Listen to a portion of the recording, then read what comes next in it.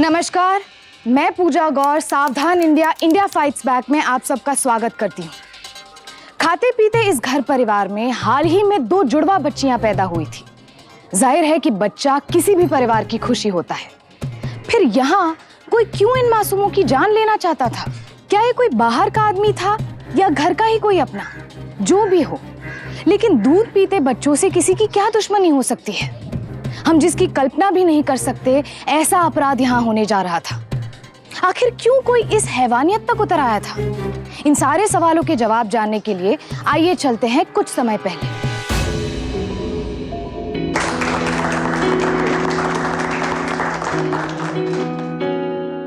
Congratulations Divya, assistant manager की post के साथ साथ शादी की भी बहुत बहुत मुबारक हो। और हाँ, और एक बात, आपकी छुट्टियां भी मंजूर हो चुकी है। Thank you very much sir. अगर ये छुट्टियां कैंसिल हो जाती ना तो मेरी शादी भी कैंसिल हो जाती थी। सर 1 मिनट, सबसे पहले आपको ये मेरी शादी का इनविटेशन, प्लीज फैमिली के साथ आइएगा। श्योर, बहुत मुबारक हो आपको। Thank you. सीमा, ये तुम्हारे लिए। देखो, नहीं आ सकते ये बहाना नहीं चलेगा, क्योंकि वीकेंड पे है तो कोई छुट्टी का माजरा भी नहीं है ना? और अगर नहीं आए ना तो देख लेना, मैं खाना पैक करके तुम सबके घर भिजवा दूंगी।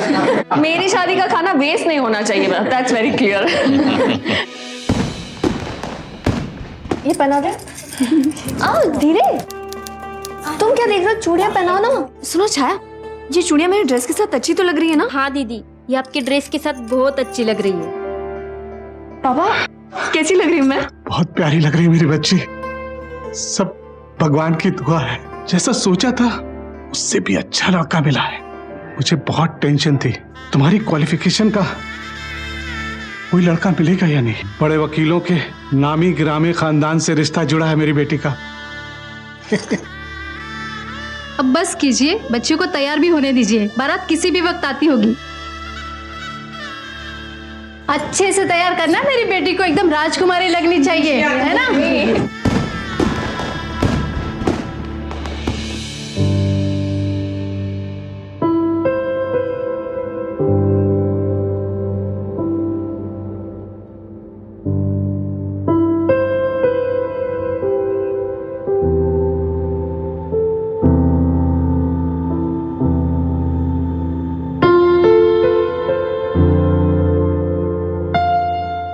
तुम तो शर्माने लग गई। अब तुम यही सोच रही हो ना कि तुम्हें मेरे लिए 1 गिलास दूध लाना पड़ेगा, मेरे पैर छूने पड़ेंगे, है ना? देखो, मैं ये पुराने ख्यालातों में बिल्कुल नहीं मानता। हम सब पढ़े लिखे लोग हैं। ये ट्रेडिशंस, फॉर्मेलिटीज, ये सब हमारे लिए कोई मायने नहीं रखता।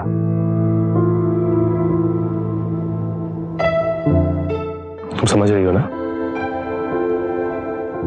तुम सिर्फ हाँ बोलती हो या कुछ और भी बोलती हो? मुझे तुम्हारी स्माइल बहुत पसंद है।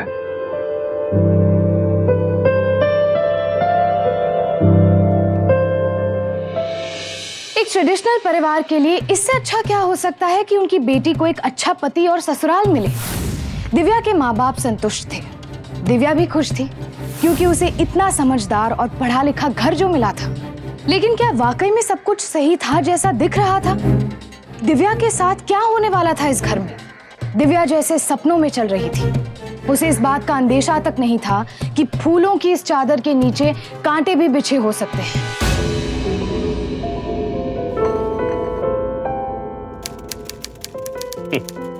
क्या होगा इस देश का कविता? सब के सब भ्रष्ट। हेडलाइंस पढ़ो ये।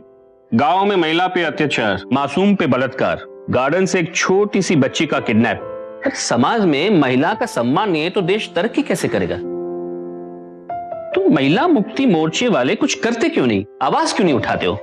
हाय बेटा। Hi sir.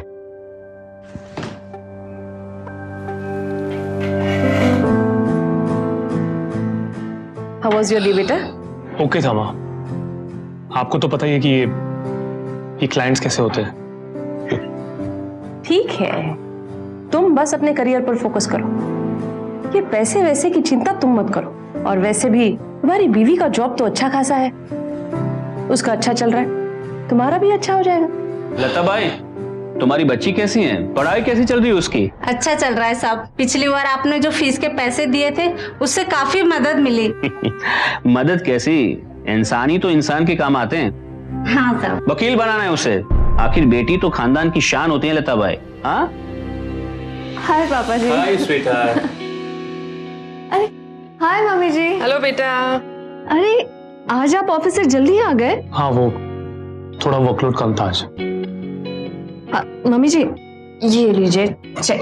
अरे बेटा, इसकी क्या जल्दी थी, आराम से दे देती। अच्छा जा, तू जल्दी से फ्रेश हो जा, मैं तेरे लिए गर्मा गर्म चाय भिजवाती हूँ। अरे आपको फ्रेश नहीं होना? तुम चलो, मैं आता हूँ। अच्छा ठीक। लता भाई, दिव्या के लिए चाय रखो।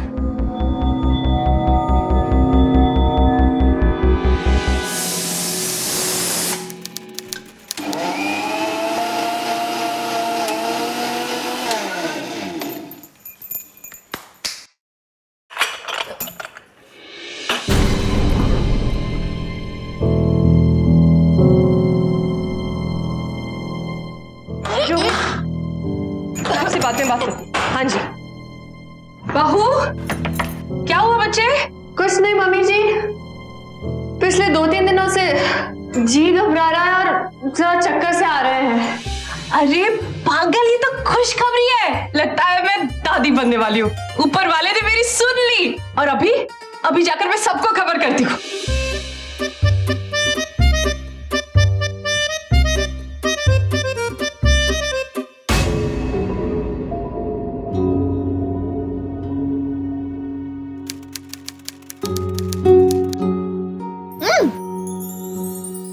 आ गए तुम? हाँ, हाउ वाज योर डे?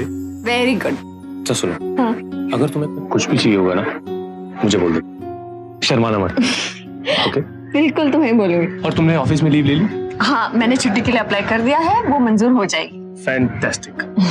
अच्छा सुनो, एक सरप्राइज है तुम्हारे लिए। मेरे लिए? क्या है? आओ दिखाता हूँ। बताओ। आओ। क्या है? बैठो तो सही। ये मुझे दे दो। क्या है बताओ ना। पेशेंस। ये देख, मैंने सुना है कि बच्चों के अच्छे पोस्टर्स देखने से हमारा बच्चा भी अच्छा पैदा होगा। So cute. है ना? So sweet. हम ये वाला ना यहाँ लगाएंगे और ये वाला नितिन, ये सारे तो लड़कों वाले हैं, क्यों? क्योंकि मैं जानता हूँ कि मेरा बेटा बिल्कुल मेरे जैसा होगा, smart, dashing, handsome. Smart, dashing, handsome. लेकिन मुझे बेटी चाहिए। प्लीज मुझे बच्चियों वाले पोस्टर्स ला दो ना। बेटा होगा, और इस बात पे मुझे कोई बहस नहीं चाहिए। ओके? अरे तुम तो बुरा मान गए। देखो हमारे हाथ में तो कुछ नहीं है ना, सब ऊपर वाले के हाथ में है कि हमें बेटा होगा या बेटी। और मान लो बेटी हो गई तो? अरे तो कुछ नहीं यार, एक बार बोला ना बेटा होगा तो बस, कोई बहस नहीं। बाबा हुआ क्या, प्रॉब्लम क्या है? बेकार की बात मत करो, मैंने एक बार बोल दिया बेटा चाहिए तो बेटा चाहिए। अरे तुम वैसे नाराज क्यों हो रहे हो? लड़की हुई तो क्या कर लोगे? ओहो, क्यों चीख रहा है बहू पर? देखे ना, तुझे पता है ना इस हालत में चीखना बुरी बात है। माँ, मैंने एक बार कह दिया मुझे बेटा चाहिए तो चाहिए। अरे इसमें कोई बहस नहीं होनी चाहिए। That's it। अरे ठीक है, ऐसे कैसे? मम्मी से देखा आपने? जाने दे उसे, तू बैठ, तू यहाँ मत बैठ, बैठ जा, तू आजा, बैठ यहाँ। अरे ये नितिन ऐसे क्यों नाराज हो रहे थे? ये बेटे के साथ क्यों लगा रखी इन्होंने? उसका कोई गलत इंटेंशन नहीं है बहू, वो बस इमोशनल हो रहा है आने वाली बच्चे की खुशी में। अच्छा ठीक है, लेकिन बेटा ही क्यों मम्मी जी? उसका मन होगा बहू बेटे के लिए। तू एक काम कर, कल जाकर हमारे फैमिली डॉक्टर से मिला, पता चल जाएगा बेटा है या बेटी। लेकिन मैं ऐसे कैसे किसी डॉक्टर के पास? और मम्मी जी बेटा हो या बेटी ये जानना गैर कानूनी है, ये नहीं कर सकते हम। गैर कानूनी उन लोगों के लिए है जो इसका महत्व नहीं समझते, उन अनपढ़ गंवार लोगों के लिए जो बेटा और बेटी में भेदभाव करते हैं। मैं बस ये चाहती हूँ तुझसे बहू कि हमें पता चल जाए कि बेटा होने वाला है या बेटी। अगर बेटा होने वाला है तो हम बेटे वाली शॉपिंग कर लेंगे, उसके उज्जवल भविष्य की तैयारी हम पहले से कर लेंगे। मेरी प्यारी बहू, चला जा खाना खाने।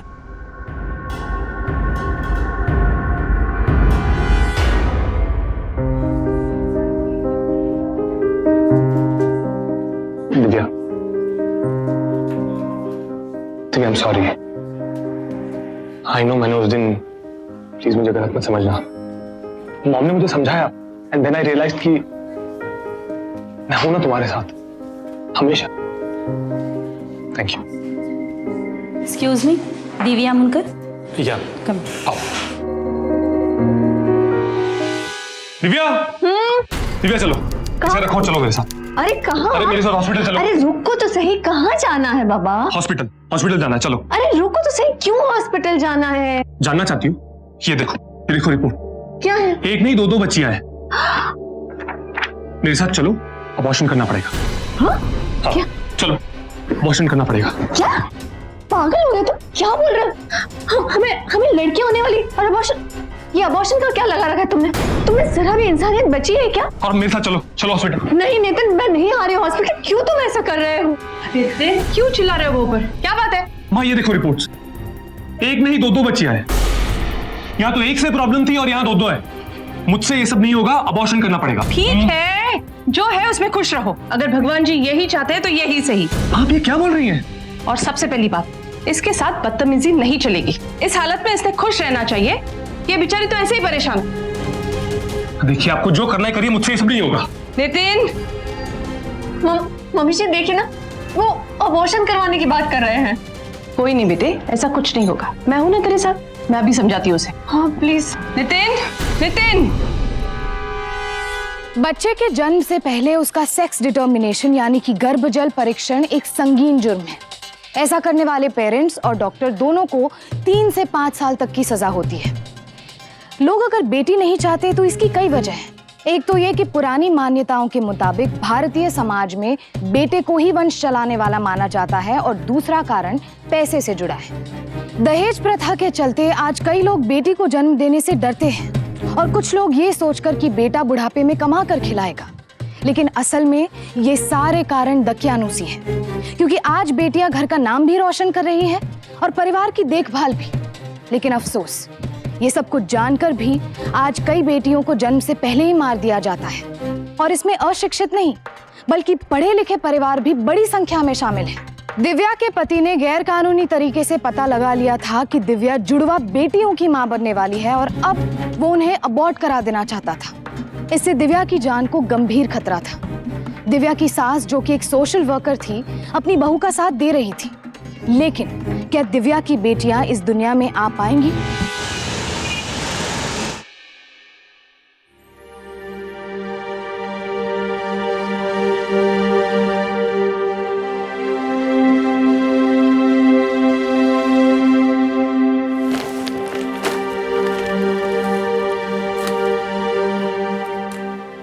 दिव्या,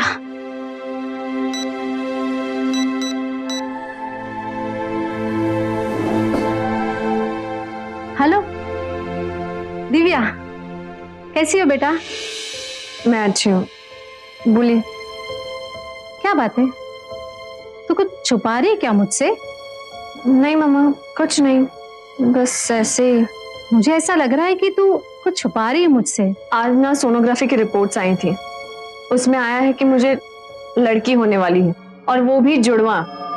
हाँ, लेकिन मामा नितिन इस बात से बिल्कुल खुश नहीं है। उन्हें तो लड़का ही चाहिए। वो तो कह रहे थे कि अबॉर्शन करवा दो। आज तो जिद पे अड़ गए थे। फिर मम्मी जी ने कहा कि वो उन्हें समझाएंगे। पता नहीं वो समझे या नहीं समझे। देख बेटा, तू चिंता मत कर, एक बार बच्चे आ जाने दे, फिर सब ठीक हो जाएगा। अरे बच्चों को देखकर तो कठोर से कठोर दिल भी पिघल जाते हैं। तो ये तो उसके खुद के बच्चे हैं, वो ज्यादा दिन तक उसे दूर नहीं रह पाएगा। दिव्या, हाँ बेटे, तुम्हारा गर्म पानी बाथरूम में बह रहा है, मैं गीजर बंद कर लूं? नहीं मम्मी जी, मैं चली जाती हूँ, मैं बाद में बात करती हूँ। किसका फोन है? मम्मी का फोन है। अच्छा, हाँ, बड़े दिन हुए उनसे बात किए हुए। लाओ मैं भी बात कर लूं। अच्छा। हेलो, नमस्ते समरन जी। नमस्ते जी, नमस्ते। अच्छा, हाँ हाँ, बहुत बड़ा फंक्शन करेंगे और आप सबको भी आना होगा। अरे अब तो दो दो बच्चियां आने वाली है, तो खुशियां भी दुगनी होगी ना। हाँ हाँ, क्यों नहीं। क्या हुआ? सब ठीक तो है वहां पर? हाँ जी, मैं आपको बाद में फोन करती हूँ।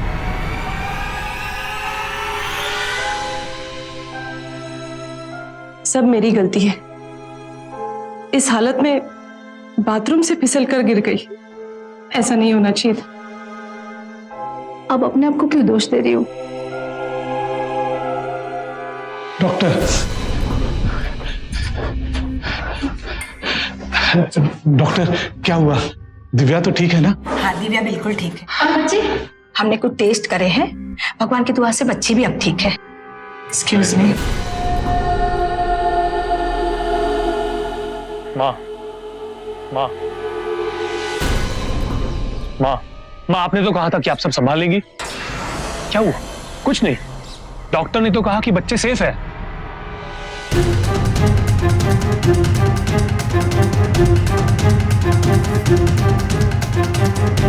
बेटी, तुम्हारा गर्म पानी बाथरूम में बह रहा है। एक बार अगर मेरी कोशिश नाकाम हो गई तो उसका मतलब ये नहीं कि हर बार ऐसा ही हो। इन बच्चियों को तो मैं इस दुनिया में नहीं आने दूंगी। देखती हूँ कब तक बचेगी। ये लेना, कपड़े इधर धोने में डालना। क्या कर रही हो? जाओ धोने में डालो। इस साथ भी ना अपना वॉलेट। ये कैसी टैबलेट है?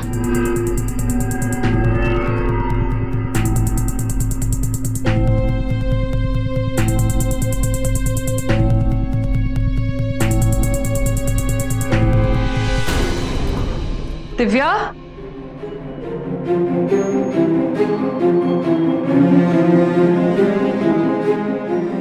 अरे क्यों रो रही है मेरी बेटी?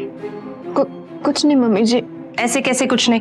इस हालत में इतनी टेंशन नहीं लेते, नहीं तो होने वाले बच्चे पर असर पड़ता है। ये आपको पता है ये क्या है? नहीं तो? ये गोलियां लेने से अबॉर्शन हो जाता है। देखिए, इसमें साफ लिखा है कि ये दवाई प्रेग्नेंट औरतों को नहीं लेनी चाहिए। और आपको पता है मुझे ये गोली कहाँ मिली? कहाँ मिली? नितिन के वॉलेट से। मुझे पता है मम्मी जी, वो नहीं चाहते कि मेरी बेटी इस दुनिया में आए। आप बुरा मत मानिए मम्मी जी, लेकिन मुझे कहीं ना कहीं ये शक हो रहा है कि उस दिन जो मैं बाथरूम में गिरी थी ना, उसमें भी नितिन का हाथ है। वो खुश नहीं है मेरी बेटियों से। नहीं बेटी, ऐसा नहीं है। देख, ये जो गोली है ना, ये नितिन की ही गोली है। जब भी वो स्ट्रेस्ड होता है या उसे माइग्रेन का अटैक आता है, तब वो यही टैबलेट लेता है। अरे डॉक्टर ने प्रिस्क्राइब की है उसे। मम्मी जी, आप तू खामखा इतना टेंशन ले रही है। ये सब तेरा वहम है और कुछ नहीं। आप कैसी बातें कर रहे हैं मम्मी जी? मुझे साफ दिख रहा है कि नितिन मेरी प्रेगनेंसी से खुश नहीं है। वो नहीं चाहते कि हमें बेटियां हो। ऐसा नहीं है बच्चे, मैं उसे समझाऊंगी और धीरे धीरे सब ठीक हो जाएगा। ठीक है, अब टेंशन मत ले। चल अब जल्दी से ये जूस पी ले। देख कितनी वीक लग रही है मेरी बेटी। Good girl, good girl. P ले बेटा, तुझे अच्छा लगेगा।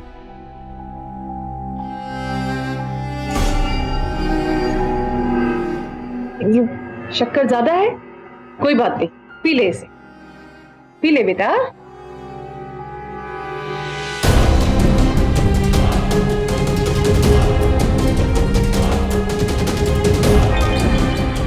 अब देखती हूँ इस तेल से कैसे बचती है। दिव्या, माँ तुम्हें बुला रही है।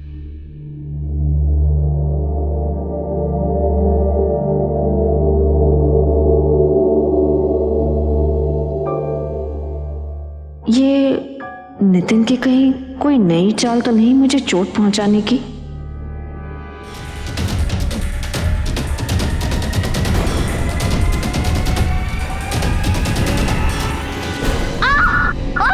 अरे क्या हुआ? अरे बाप रे, अरे क्या हुआ? क्या हुआ बेटी? फिसल गई है। अरे ये तेल बीच रास्ते में तेल कहाँ से आया? तेल यहाँ कैसे आ गया? लगी तुझे?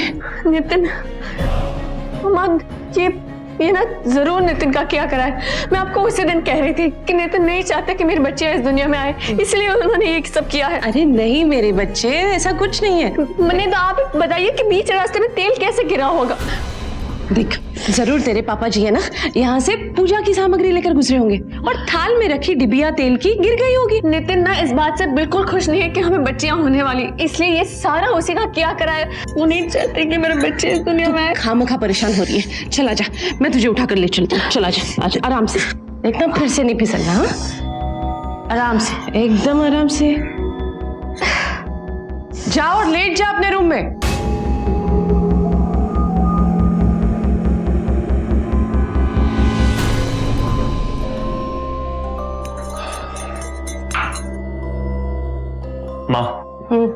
माँ इन सबसे कुछ नहीं होने वाला। आपका प्लान तो वैसे भी फ्लॉप हो गया है। तो रुक ना। अरे क्या रुकना, आप तो कह रही थी कि 2 बार गिरने से बची है ना, तो क्या हुआ? अब इस पपीते से कैसे बचती है वो देखेंगे।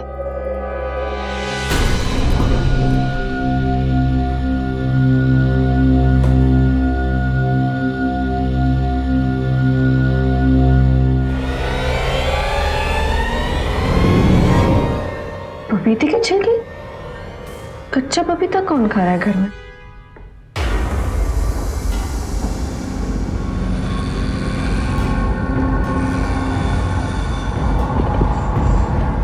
ओह माय गॉड,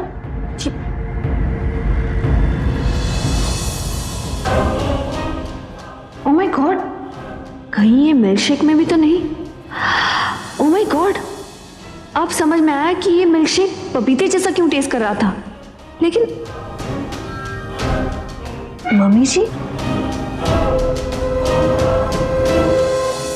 हाँ मम्मी, मेरी मैटरनिटी लीव अप्रूव हो गई है। मम्मी, मुझे ना यहाँ कुछ गड़बड़ लग रही है। नहीं बच्चा, मुझे लगता है ये सब तेरा वहम है। तेरी सास तो कितनी भली है, तू ही तो मुझे बोल रही थी कि वो तेरा बहुत ख्याल रखती है। हाँ मम्मी, वो तो है, ये लोग ख्याल तो रखते हैं, लेकिन मैं भी कुछ सोच के ही कह रही हूँ ना। देखिए ना, एक के बाद एक कैसे इंसिडेंट्स हो रहे हैं। और मम्मी, ये जो मुझे मिल्क शेक पिलाते हैं ना, उसमें ना पपीते की बू आती है। मुझे बिल्कुल सेफ नहीं लग रहा। मैं नहीं चाहती कि डिलीवरी यहाँ पर हो। अच्छा ठीक है, तू टेंशन मत ले, पर मैं खुद भी तो यही चाहती हूँ कि तेरी पहली डिलीवरी तेरे मायके में हो। तो एक काम कर, तेरी सास से तू बात कर ले, उसके बाद मैं तेरे पापा को भेजती हूँ तुझे लेने के लिए, ठीक है? पता नहीं वो लोग मुझे वहाँ आने देंगे भी या नहीं। मैं एक काम करती हूँ, मैं मम्मी जी से बात करके देखती हूँ। अच्छा ठीक है बेटा, पर तू तेरा ख्याल रखना। हाँ मम्मी जी, आप कब आए? मैं तो डर गई। कोई बात नहीं, ये ले, जल्दी से पी ले इसे। आजकल मैं देख रही हूँ तू बहुत सोचने लगी है। चल पी ले इसे जल्दी से मेरे सामने। किचन में गैस पर कढ़ाई रखकर आई हूं मैं। पकड़। ये क्या किया तुमने? अक्ल है कि नहीं तुम्हें? और आप क्या कर रही है मम्मी जी? हाँ, आप क्या कर रही है? मुझे लगा आप एक माँ की तरह मेरा ख्याल रख रही हैं, लेकिन सच बताइए, आप भी नितिन का ही साथ दे रही है ना? आप भी नहीं चाहती ना कि मेरी बच्चियां इस दुनिया में आए?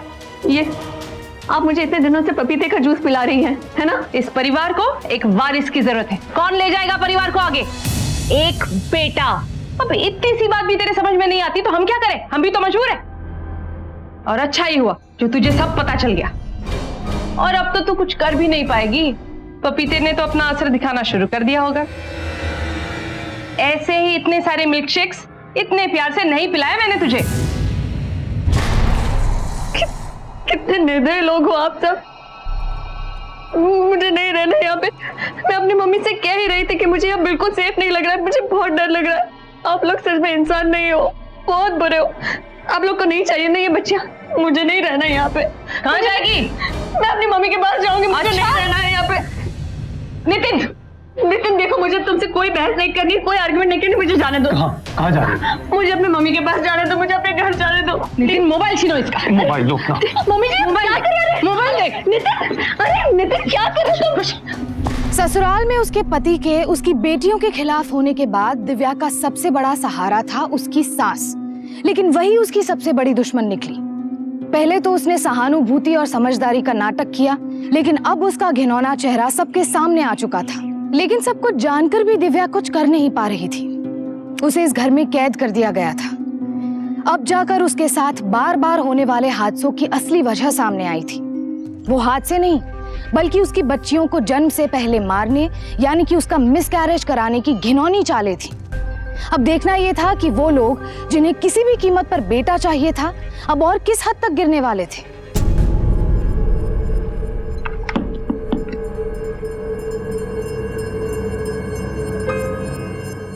दिव्या कहाँ पे? उसकी प्लेट नहीं लगाई? खाना खा चुकी वो, सो रही है महारानी अपने कमरे में।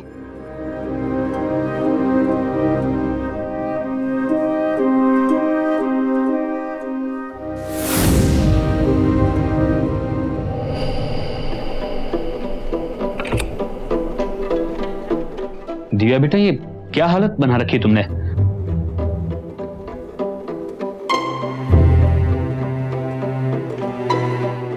आपने दरवाजा क्यों खोला? पड़े रहने देते इसे, 2 दिनों में अक्ल ठिकाने आ जाती इसकी। चुप! तुम्हारी अक्ल ठिकाने में है? हिम्मत कैसी हुई तुम्हारी बहू की ये हालत करने की? ये सब बकवास मैं इस घर में नहीं झेल सकता कविता। शर्म आनी चाहिए तुम्हें। अगर किसी को घर में यह तकलीफ हो रही है कि बेटी आने वाली है, तो ये घर छोड़ के वो जा सकता है। चलो अब, चलो।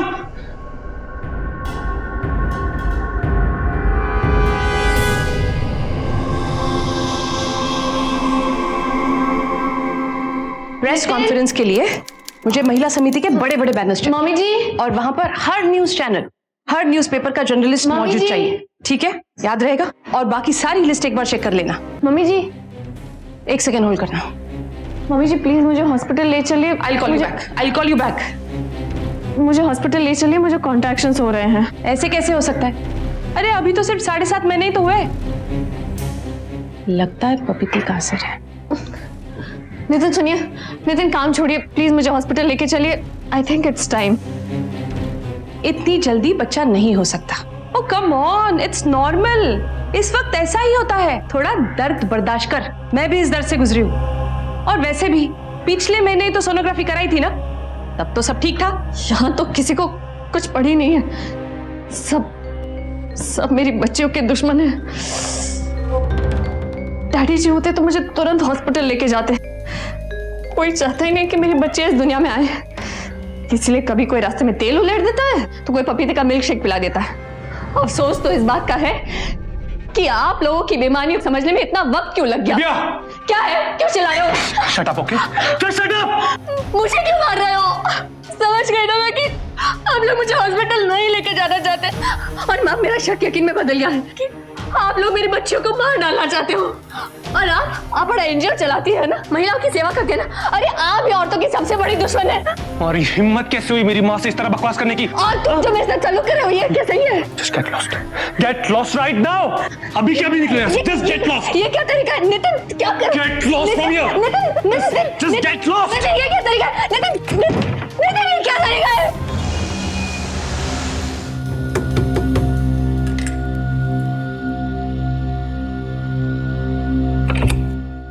दिव्या,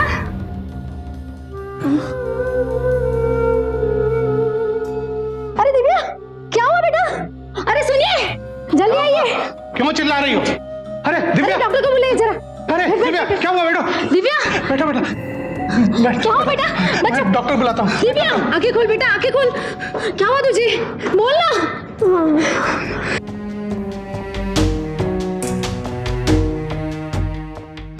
पापा, हाँ बोलो बेटा। पापा प्लीज आप ना सबसे पहले शांत हो जाइए। इतना गुस्सा करने से, इतना टेंशन लेने से आपका ही बीपी बढ़ने वाला है। लेकिन तुम अब उस घर में बिल्कुल नहीं जाओगी। अगर मुझे पता होता कि वो लोग इतने खराब हैं, तो मैं तुम्हारी शादी कभी भी उस घर में नहीं करने देता। ये मामला हम आराम से भी तो सुलझा सकते हैं ना। गुस्सा करके कोई फायदा नहीं है। आज बेटी अगर ससुराल छोड़ के मायके में रहने लगेगी तो लोग क्या कहेंगे? तो तुम्हारा मतलब है मैं अपनी लड़की को नरक में झोंक दूं? जो भी हो, आपको पुलिस केस नहीं करना चाहिए था। आज 10 दिन हो गए उन्होंने दिव्या और बच्चियों की खबर तक नहीं ली है। ना ले खबर? अरे पढ़े लिखे गंवार लोग होते ना, उनसे भी गए गुजरे लोग हैं ये। और सुनो, मैं अकेला ही काफी हूं अपनी बेटी और अपनी नातिनों को संभालने के लिए।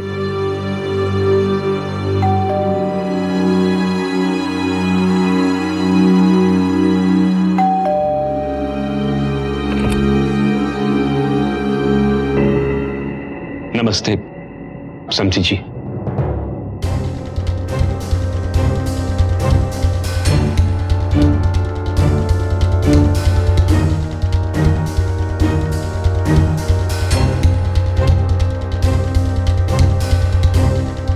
समझी जी, हाथ मत जोड़िए समधी साहब। आपके घर वालों ने हमारी लड़की का जो हाल किया है, ऐसा तो कोई अपने गैर के साथ नहीं करते। मैं आपके हाथ छोड़ता हूँ समझी जी। मैं मानता हूँ कि हमसे भूल हो गई, अब दोबारा ऐसा नहीं होगा। अगर उस दिन घर पे मैं होता ना तो ये सब बिल्कुल नहीं होता सर। अब आखिरी मौका दीजिए हमें, बिटिया को घर वापस भेज दीजिए। जी मेरी गुड़िया रानी सो जाएगी। हाँ दिव्या, हाँ माँ, तू तो अपने पापा की जिद जानती है ना बेटा, लेकिन ऐसे 2 बच्चों को लेकर रहना भी तो शायद जुड़वा बच्चियों का प्रेशर सुनकर बहक गए होंगे। लेकिन एक बार बच्चियों का चेहरा देख लेंगे तो पिघल जाएंगे। आखिर बच्चियां भी तो भगवान का ही रूप होती है ना।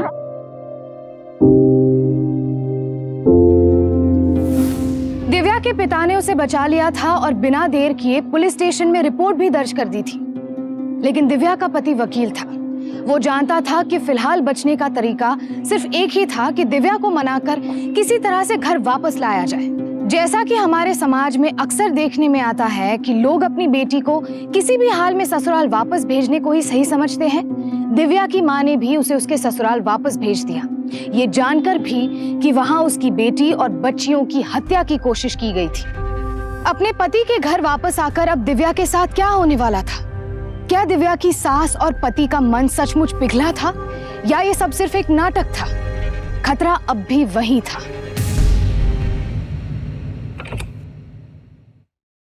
दिव्या बेटा आओ अंदर आओ। जाओ बेटा आराम करो। लाइए। अरे ये गुड़िया को मेरे पास रहने दो बेटा, तुम आराम करो, जाओ।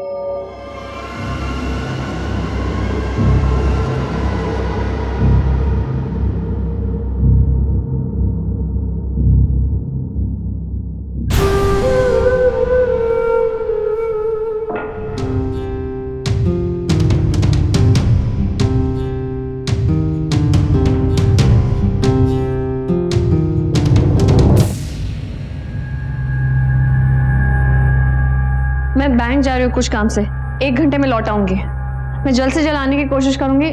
बच्चे सोए हुए हैं, वो शायद इतनी जल्दी नहीं उठेंगे।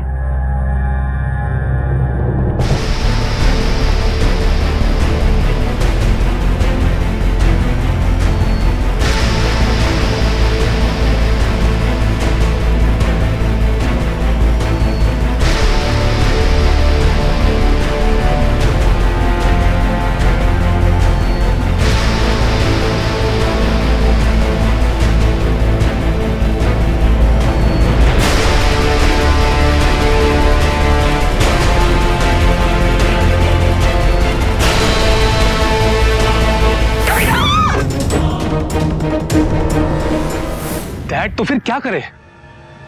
हाथ पे हाथ रख के बैठे रहे और पूरा दिन उन बच्चियों को घर में हमारी आंखों के सामने देखते रहे बस। नितिन मेरी बात सुनो, मैं इसे घर में इसलिए नहीं लाया हूं कि हम पे लगा हुआ केस बढ़ जाए। इसे मैं घर पे इसलिए लेके आया हूं कि हम पे लगा हुआ केस हट जाए। समझने की कोशिश करो तुम। जरा से भी बेवकूफी की ना तुमने तो हमें जेल जाना पड़ेगा। और रही बात इन बच्चियों की, अरे इसे तो मैं भी छुटकारा पाना चाहता हूं, लेकिन मेरी तरकीब वकीलों वाली हो। नितिन मैंने कुछ ऐसा ही सोचा है कि सांप भी मर जाए और लाठी भी ना टूटे।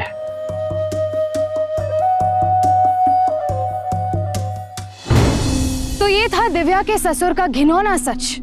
लेकिन इस सच का खुलासा अभी दिव्या के सामने होना बाकी था। उसे तो अब भी यही लग रहा था कि उसका और उसकी मासूम बच्चियों की रक्षा करने वाला कोई था।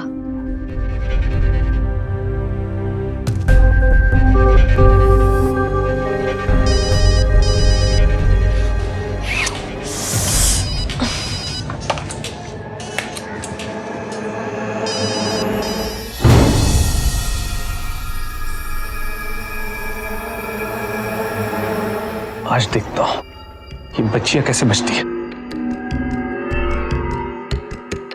नितिन, ये क्या कर रहे हो तुम? क्या क्या कर रहा था मैं? मैं तो बस ये कपड़े आयरन करने आया था, और क्या? ये इस्त्री की तार तुम क्यों छेड़ रहे थे? ये चाकू यहाँ पे क्यों पड़ा है? माय गॉड, ये तार कटी हुई, मुझे खुद पता नहीं था। Oh my God, तुम्हें कुछ नहीं पता। मैं जब गई तब इस्त्री की तार सही सलामत थी और ये चाकू भी यहाँ पे नहीं था। तुम ना बच्चों से दूर ही रहा करो। मैं जानती हूँ कि तुम्हें मेरे बच्चे बिल्कुल पसंद नहीं है। तुम प्लीज दूर रहा करो। और तुम मुझ पे इल्जाम लगा रही हो? मॉम, डैड, ये देखिए, ये तार यहाँ कटी हुई थी, ये मुझ पे इल्जाम लगा रही थी, मुझ पे। ये तो अच्छा हुआ मैं टाइम पे आ गया, वरना ये मेरी दोनों प्यारी प्यारी बच्चों को आज मार ही डालती और हम सबको फंसा देती। नितिन, कितना झूठ बोल रहे हो तुम? मैं झूठ बोल रहा हूँ? मम्मी जी, डैडी जी, ये सब नितिन का क्या करा है? बस बहुत हो गया तुम्हारा नाटक। मैं समझ गई, तुम्हें मैं और मेरी बच्चियां बिल्कुल अच्छी नहीं लगती ना। ठीक है, मैं जा रही हूँ, बच्चों को लेके जा रही हूँ यहाँ से।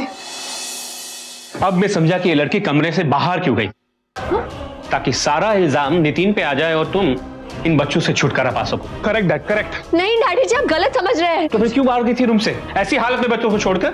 दिव्या, मैंने दोनों तरफ की बातें सुनी और मुझे यकीन हो गया है कि कविता और नितिन सच बोल रहे हैं। लता भाई, तुम्हारे मोबाइल से मेरा नंबर डायल करो। जी।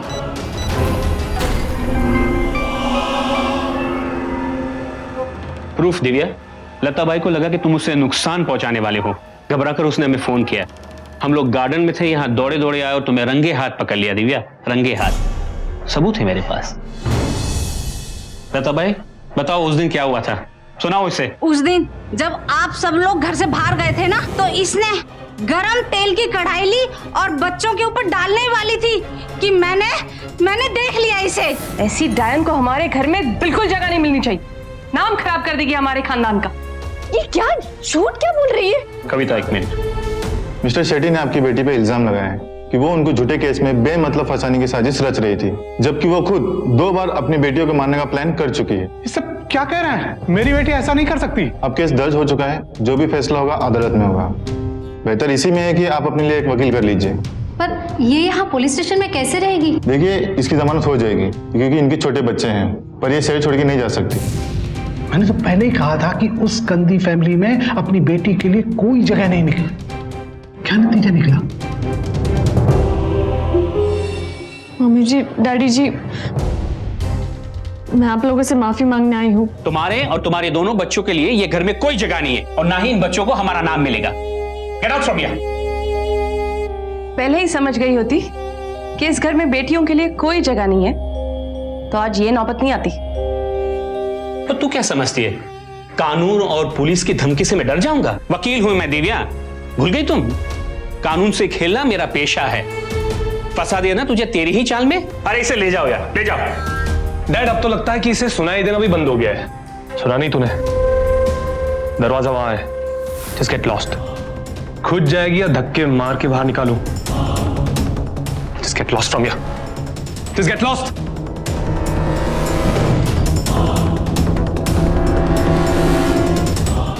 और हम चाहते हैं कि हमारी सीनियर मेंबर कविता देशपांडे 2 शब्द कहें।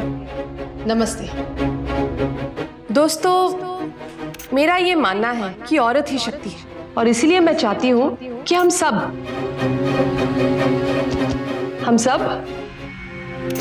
आ गई अक्ल तुम्हारी ठिकाने पे? हाँ, तो जाओ घूमो फुटपाथ पे लावारिसों की तरह। पहले ही समझ गई होती कि इस घर में बेटियों के लिए कोई जगह नहीं है, तो आज ये नौबत नहीं आती। नितिन की बात मानकर अगर अबॉर्शन कर लिया होता तो इतना सब कुछ ना हमें करना पड़ता और ना ही तुझे सहना पड़ता। तो तू क्या समझती है, कानून और पुलिस की धमकी से मैं डर जाऊंगा? वकील हूं मैं दिव्या, भूल गई तुम? कानून से खेलना मेरा पेशा है। आप लोग खुद चलना पसंद करेंगे?